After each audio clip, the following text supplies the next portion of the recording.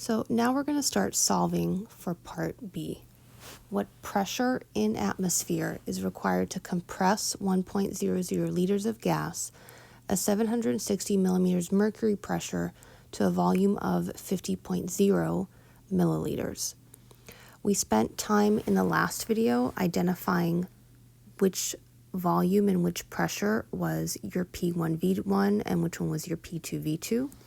So remember, you started with this much volume at this much pressure, so this is your V1 and this is your P1, and you ended, or you're wanting to end, with this much volume, so you're solving for P2. Here's your Boyle's Law formula, P1V1 equals P2V2. If I'm wanting to solve for P2, that means I have to divide by V2 on both sides, and I'm left with P2 equals P1 V1 over V2. So let's look at all the different unit conversions you're going to have to do within this formula. Here are your two volumes. You have one in units of liters and one in units of milliliters.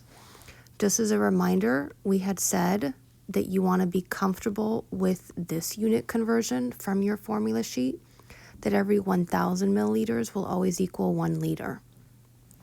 For today, you can pick, do you want to keep it in liters or do you want to convert it to milliliters?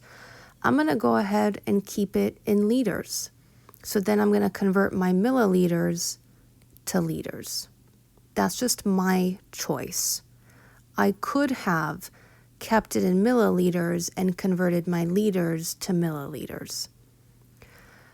My other unit I want to be careful of is my pressure. My pressure was given to me in millimeters of mercury, and I need to give my pressure in ATM. So I don't get a choice here. I have to convert millimeters of mercury to ATM. And so if you notice, this is your unit conversion for millimeters of mercury to ATM. Every 1 ATM equals 760 millimeters of mercury. So you want to always do any conversions needed inside of your formula. Don't do them separately or you'll lose significant figures and then your whole answer is incorrect. So my P1 is 760 millimeters mercury. I already know that I have to convert my millimeters of mercury to ATM because I just went through that whole process. So last time you watched the video for the last class, you practiced doing different conversions between pressured units. You're doing the same thing here.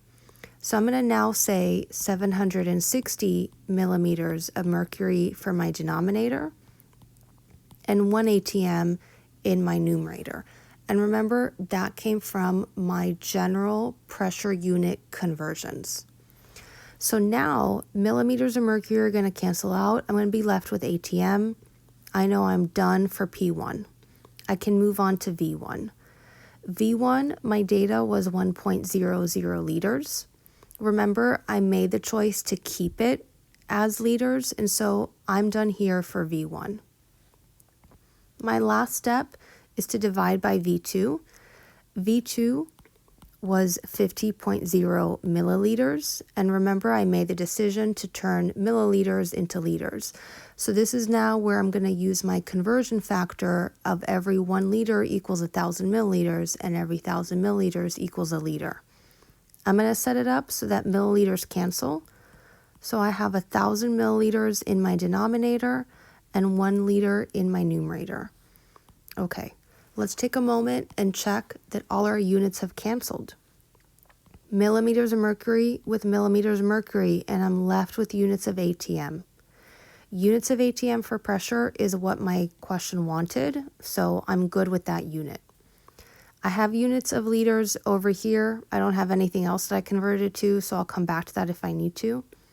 If I go to my denominator for my other units of volume, I have milliliters here and milliliters here, so I'm left with units of liters. Now look what happens. I had units of liters here. I have units of liters here. This is going to cancel with this.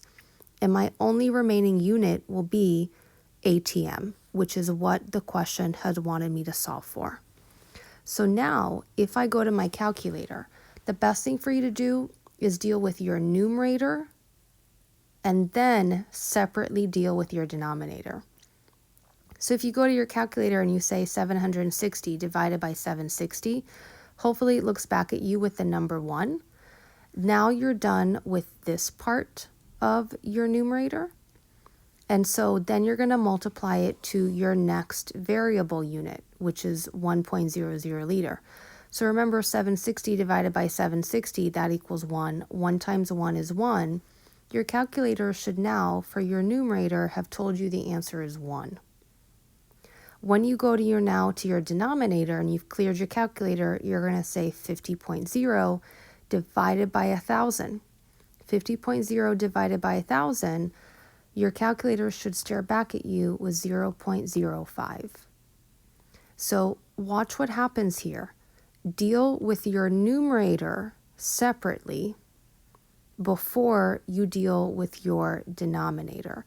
Bring that over into a new fraction setup, and then your second calculation answer, because once you divide 1 divided by 1 divided by 0.05, you're going to get 20. This 20 right here is your calculation answer. It is not your sig fig answer. So let's take a moment and check our sig figs. 3 sig figs, 2 sig figs, 3 sig figs. So this right here doesn't have a decimal place, so that means 2 sig figs. 2 sig figs is always going to win over 3 sig figs. So your final answer needs to be in 2 sig figs. What I'm going to leave for you to do is I'm going to leave for you to give me your final sig fig answer, including the units. And so what you're going to do to submit your work is you're going to take a picture of your part A and your part B, this exact part of the worksheet, what I have shown for you in the video. If you wanted to rewrite these out on your own paper so that you're not printing, that's totally okay. Just make sure it looks exactly like the practice. That's going to be submitted to Schoology and due at the end of your block.